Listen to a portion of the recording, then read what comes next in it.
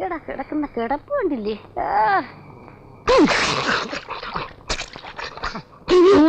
ഉറക്കം എത്ര നേരമായിട്ട് വിളിച്ചു പോകുന്നു, ചെവി കേൾക്കത്തില്ല മനുഷ്യ. ഇതിലും അപ്പുറമാണ് ഞാൻ പ്രതീക്ഷിച്ചത്. നട്ടലിനൊരു തൊഴി. ആ കണാപ്പ് പണ്ടേ പണയത്തില്ല, അതുകൊണ്ട് ചവിട്ടിയിട്ടും വലിയ കാര്യമില്ല. അതെ, അറിയാൻ വയ്യാഞ്ഞിട്ട് ചോദിക്കുക. എനിക്ക് എത്ര കൈകളുണ്ട്? നാവിന്റെ കാര്യത്തിലാണെങ്കിൽ പറയാൻ ബുദ്ധിമുട്ടുണ്ട്, കൈകളാണെങ്കിൽ 2. ആണേ, ഈ 2 കൈകളും വെച്ചുകൊണ്ട് ഈ വീട്ടിലെ ജോലി മുഴുവനും ചെയ്യാൻ ഞാൻ യന്ത്രമനുഷ്യത്വമൊന്നുമല്ല. സമയത്തിന് വല്ലതും ഞണ്ണണമെങ്കിൽ അടുക്കളയിൽ വന്ന് ജോലി. അടുത്ത ജന്മത്തിലെങ്കിലും ഒരു കഴുതയായിട്ട് ജനിപ്പിക്കരുതേ. അയ്യോ, 2 ജന്മവും ദൈവം ഒരുപോലെ തരത്തില്ല മനുഷ്യ. അക്കാര്യത്തിൽ നീയാണ് ഭാഗ്യവതി. 2 ജന്മം ഒരുപോലെ കിട്ടി. അല്ല, നീ ഭാഗ്യവതിയാണ്. പറയുന്നത് എന്തും അനുസരിക്കുന്ന കുതിരയുടെ തലയും കഴുതയുടെ ഉടലുമുള്ള ഈ വിചിത്ര ജീവിയെ നിനക്ക് ഭർത്താവായിട്ട് കിട്ടിയല്ലോ എന്ന് പറയായിരുന്നു. എന്നാ അടുക്കളയെ വന്ന ആ എച്ചിപ്പാത്രമൊക്കെ കഴുകി വെക്കി വിചിത്ര ജീവി. എന്നെ പോലൊരു കോന്തം മുറച്ചെറുക്കനെ നിനക്ക് ഭർത്താവായിട്ട് കിട്ടിയതുകൊണ്ട് എന്റെ പുറത്ത് കയറിയിരുന്ന തുള്ള. സ്പോർട്സ് കോട്ടയിൽ ഒരു മേലുദ്യോഗം കിട്ടിയപ്പോ വെറും ക്ലാസ് 4 ജീവനക്കാരനായി എനിക്കിട്ട് നീ ഷോർട്ട് പുട്ട് എറിയുന്നോടി. നീ മണ്ണാകുന്നു. ദൈവങ്ങളെ നിരത്തി നിർത്തി മണിയടിക്കുകയാണല്ലേ. ദൈവങ്ങളുടെ അനുഗ്രഹം കൂടി ഉണ്ടെങ്കിലല്ലേ എല്ലാം ഭംഗിയാവുള്ളൂ. അപ്പൊ നീ പുറപ്പെടാൻ തന്നെ തീരുമാനിച്ചു? അതെ ദേവദാസ, ഒന്നുകൂടി കൂലങ്കഷമായി ചിന്തിച്ചിട്ട് പോരെ? ചിന്തിച്ചു. ഇന്നലെ രാത്രി മുഴുവൻ ഞാൻ ഉറക്കമൊഴിഞ്ഞ് ചിന്തിച്ചു. എനിക്ക് വിവാഹം കഴിച്ച പറ്റുകോന്തേട്ടാ. അയൽവക്കക്കാരനായ അനിയ പറയട്ടാ, ഇനി സ്വന്തം ജീവിതാനുഭവത്തിൽ നിന്ന് ഞാനൊരു സത്യം പറയട്ടെ. എന്താ? ഏത് പുരുഷന്റെയും ജീവിതത്തിൽ സന്തോഷകരമായ 2 ദിവസങ്ങളുണ്ട്. ഒന്ന് ഭാര്യ മണിയറയിലേക്ക് വരുന്ന ദിവസം, 2 അവളെ കുഴിമാടത്തിലേക്ക് എടുക്കുന്ന ദിവസം. ഇതൊരു മഹാൻ പറഞ്ഞിട്ടുള്ള. ഏത് മഹാൻ? ഞാൻ തന്നെ. എന്റെ ആദ്യ രാത്രിയിലെ രസകരമായ ഒരു അനുഭവം പറയാം. നമ്രമുഖിയായി മണിയറയിലേക്ക് കടന്നു വരുന്ന ഭാര്യയും പ്രതീക്ഷിച്ചിരിക്കുകയായിരുന്നു.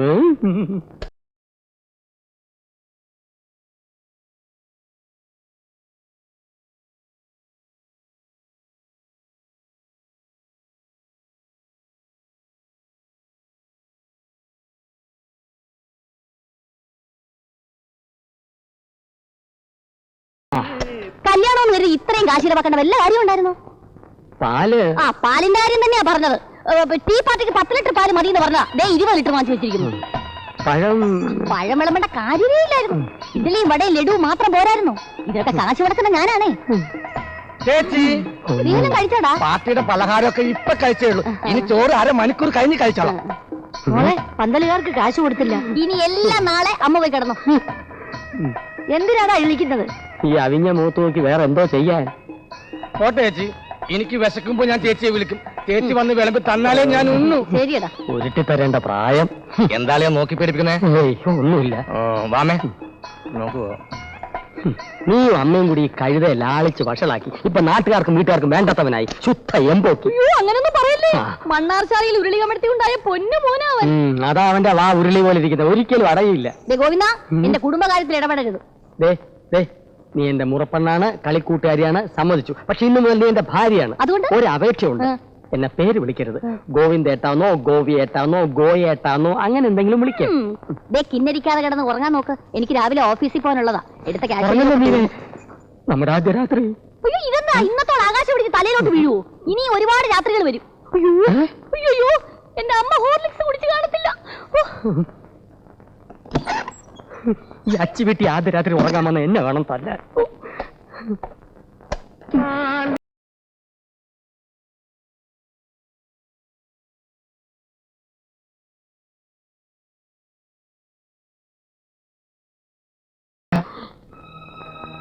അതൊക്കെ പോട്ടെ ദേവദാസ. ഈ വിവാഹം കഴിക്കാന്ന് പറഞ്ഞാൽ ചതുപ്പ് നിലത്തിൽ ഇറങ്ങുന്ന പോലെ രക്ഷപ്പെടാൻ ശ്രമിക്കുന്നതോന്നും താണു പൊക്കോണ്ടേയിരിക്കും. അവസാനം വായി ചെളി കയറും. എന്നാ ഞാനൊരു സത്യം പറയട്ടെ. അയൽക്കാരനും സുഹൃത്തും സഹോദര തുല്യനുമായ ഗോവിന്ദേട്ടന്റെ ദാമ്പത്യ ജീവിതത്തിലെ താളപ്പിഴകൾ കണ്ടും കേട്ടും പഠിച്ചുമാണ് ഞാൻ വിവാഹ ജീവിതത്തിന് ഒരുങ്ങുന്നത്. മനസ്സിലായില്ല. CA കാരനായ ഞാൻ 3 പ്രാവശ്യം SSLC എഴുതി തോറ്റ നാട്ടിൻപുറത്തുകാരി പെണ്ണിനെ കെട്ടുന്നത് ഞാൻ വെറും പൊട്ടനായതുകൊണ്ടാ. പിന്നല്ലാതെ. നിങ്ങളുടെ ട്രാജഡി ഒരിക്കലും എനിക്ക് സംഭവിക്കാൻ പാടില്ല. അതുകൊണ്ടാ ഉദ്യോഗസ്ഥയും ബിരുദധാരണയും മുറപ്പെണ്ണൊന്നും വേണ്ട, ഒരു നാടൻ പെണ്ണ് തന്നെ മതിയെന്ന് വെച്ചത്. അപ്പൊ നീ സമർത്ഥൻ മാത്രമല്ല, സ്വാർത്ഥൻ കൂടിയാണ്. ആയിരിക്കാം. സ്കൂൾ അധ്യാപകനായിരുന്ന എന്റെ അച്ഛൻ തറ പറന്ന് പോലും എഴുതാൻ അറിഞ്ഞൂടാത്ത എന്റെ അമ്മയെ വിവാഹം കഴിച്ചു. ഒരുതരം ഭയഭക്തി ബഹുമാനത്തോടു കൂടിയായിരുന്നു അച്ഛന്റെ മുമ്പിൽ എന്നും അമ്മ.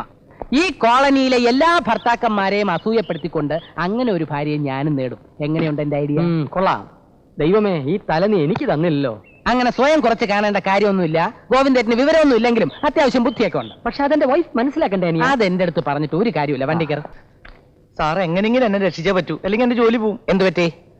അത് പിന്നെ വീണ്ടും ആർക്കെങ്കിലും താൻ ലവ് ലെറ്റർ കൊടുത്തോ? അയ്യോ, അതെങ്ങനെ സാർ അറിഞ്ഞു? MD-യുടെ ആ വിളി കേട്ടപ്പോ മനസ്സിലായി. സാറിന്റെ അമ്മായിപ്പനല്ല MD. ഇത്തവണത്തേക്ക് എങ്ങനെയെങ്കിലും ഒന്ന് ക്ഷമിക്കാൻ പറയണം. ഈ കാര്യത്തിൽ ഒരു ശുപാർശ അവിടെ ഏൽക്കില്ല. താൻ വേഗം പോയി ആ സസ്പെൻഷൻ ഓർഡർ വാങ്ങിക്കൊണ്ടുവാ. ചെല്ലേ. സാറേ ആ വാടാ. ഇത് താൻ ഈ കുട്ടിക്ക് കൊടുത്തതാണോ? അതെ സാർ. വായിക്കാൻ ഞാൻ ഈ ഓഫീസിലെ പിയൂൺ ലോനായി. വളരെ പ്രാക്ടിക്കൽ ആയിട്ടാണ് ഞാനിത് എഴുതുന്നത്. എനിക്ക് കുട്ടിയെ ഇഷ്ടമായി. നമുക്ക് ഒരുമിച്ചൊരു ജീവിതം കെട്ടിപ്പടുത്തുകൂടെ? ഒരു ഉദ്യോഗസ്ഥയെ തന്നെ വിവാഹം കഴിക്കണമെന്ന് ഞാൻ എന്നെ എടുത്ത തീരുമാനമാണ്.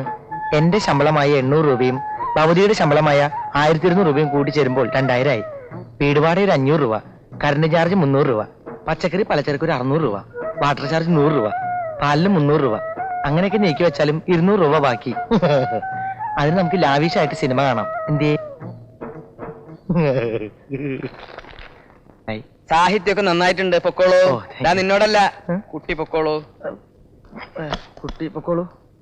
എന്താ ലോനായി മോനെ, എന്താ ഇതൊക്കെ? അത് സത്യങ്ങൾ മാത്രമേ എഴുതിയിട്ടുള്ളൂ സാറേ. ശക്തമായ സാമ്പത്തിക അടിത്തറ ഉണ്ടെങ്കിൽ മാത്രമേ അതിന്റെ മേൽ ദാമ്പത്യം വന്ന കൂര പണിയാൻ പറ്റൂ. നിന്റെ കൂര എന്റെ ഓഫീസിലിട്ടുന്ന പണിയണോ? പുതിയതായി ജോയിൻ ചെയ്ത ഏതെങ്കിലും ഒരു പെൺകുട്ടിക്ക് താൻ ലൈഫ് ലെറ്റർ കൊടുക്കാതിരുന്നിട്ടുണ്ടോ? ഉണ്ട് സാർ. നമ്മുടെ വിലാസിനിക്ക് കൊടുത്തിട്ടില്ല. പ്രതിഫലം മെച്ചിക്കാതെ കർമ്മം ചെയ്യുക. ഈ കാര്യത്തിൽ ഇതാണ് എന്റെ പോളിസി. പ്രതിഫലം ഞാൻ നിനക്ക് തരാം. അയ്യോ, സാറിനതൊരു ബുദ്ധിമുട്ടാവില്ലേ? ഇല്ല. വാ. എന്താ? നിനക്ക് ഈ മാസത്തെ ശമ്പളം ഇല്ല. അയ്യോ സാർ. പോയി ചായ കൊണ്ടുടാ.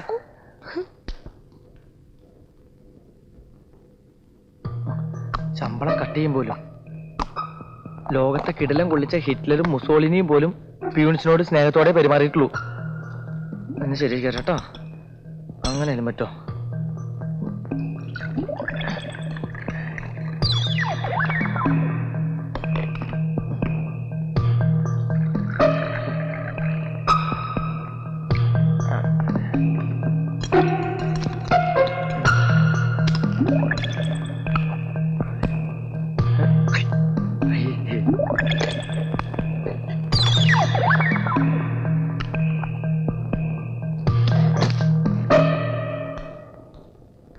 സാർ ചായ. അയ്യോ, അതെടുക്കണ്ട. അത് പഞ്ചസാര ഇട്ടതാ. എനിക്ക് പഞ്ചസാര ഇട്ട ചായ ആണല്ലോ വേണ്ടത്. അല്ലാതെ MD സാർ കുടിച്ചാലേ ശരിയാവുള്ളൂ. അതെന്താ? ഇത് സ്പെഷ്യൽ ടീയാ. ഇതെടുത്തോ. അങ്ങനെ സ്പെഷ്യൽ ചായ. അയ്യോ, ഒരു മിനിറ്റ്. ഈ ചായ കുടിക്കുന്നതിന് മുമ്പ് ഒരു പ്രശ്നം സോൾവ് ചെയ്യാറുണ്ട്. എന്താ പ്രശ്നം? ഈ സ്ഥാപനത്തിലെ ചാർട്ടേഡ് അക്കൗണ്ടന്റ് ആയിട്ടല്ല, അച്ഛന്റെ സണ്ണിലോ ആയിട്ടാണ് ഇപ്പൊ ഞാൻ ഇവിടെ നിൽക്കുന്നത്. നീ കാര്യം പറ. അല്ല, ലോനായുടെ 1 മാസത്തെ ശമ്പളം കട്ട് ചെയ്തുകൊണ്ടുള്ള അച്ഛന്റെ തീരുമാനം പിൻവലിക്കണം. അങ്ങനെ എന്തെങ്കിലും ശിക്ഷ കൊടുത്താലേ ഇവനൊക്കെ പഠിക്കൂ. എന്നാലും ഇത്തവണ നീ പറഞ്ഞുകൊണ്ട് ഞാൻ ക്ഷമിച്ചിരിക്കുന്നു. ചായ കുടിക്കാൻ പറ്റേ? ഇത് വലിയ ശല്യായല്ലോ. ഇനി എന്താ പ്രശ്നം? അല്ല, ലോനായിക്ക് വേറൊരു പരിഭവം കൂടിയുണ്ട്. എന്താ? അതായത് ഇവൻ പറയുന്നത് ഇത്രയും വർഷമായിട്ടും ഇവൻ ഡെയിലി അച്ഛന് ചായ തരാറുണ്ട്, പക്ഷേ അച്ഛന്റെ കൈ കൊണ്ട് ഒരു പ്രാവശ്യം പോലും ഇവന് ചായ കൊടുത്തിട്ടില്ല എന്നാണ് ഇവൻ പറയുന്നത്. അത്രയല്ലേ ഉള്ളൂ. നീ ചായ കുടിക്ക്. സാർ, അമ്മയാണ് സത്യം. ഞാൻ പറഞ്ഞിട്ടില്ല. സാർ തമാശക്ക് പറയണതാ. തമാശ ആയാലും സീരിയസ് ആയാലും ചായ കുടിക്ക്. സാർ, ഞാൻ ചായ കുടിക്കില്ല. അച്ഛനെ ദേഷ്യം പിടിപ്പിക്കല്ലേ. ചായ കുടിക്കടാ. എനിക്ക് വേണ്ട സാറേ. നീ ചായ കുടിക്കാൻ. ഞാൻ ചായ കുടിക്കാറില്ല. ചായ കുടിക്ക.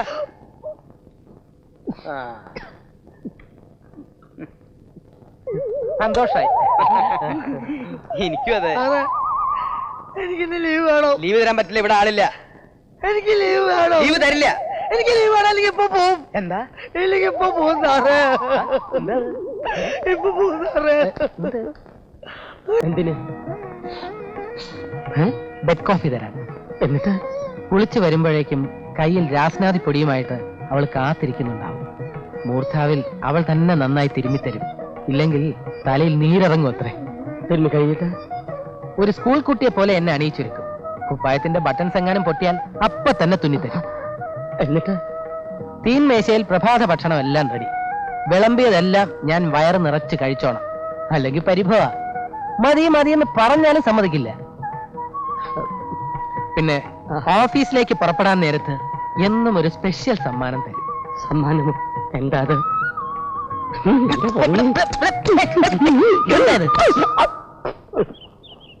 സോറി ദേവദാസ്. ഭാര്യ തന്നെ എന്താ വിളിക്കാറ്? ഏട്ടാന്ന്, ചിലപ്പോ ദേവേട്ടാന്ന്. ഏട്ടൻ എന്താ വിളിക്കാറ്? കോന്താന്ന്, ചിലപ്പോ കുറച്ച് മയത്തിൽ കിഴങ്ങാന്ന്. എന്തായാലും ഞാനൊരു മനുഷ്യനാണെന്ന് അവൾ അംഗീകരിച്ച് ചെന്നിട്ടുണ്ട്. കൂടെ കൂടെ എടോ മനുഷ്യാന്ന് വിളിക്കാറുണ്ട്.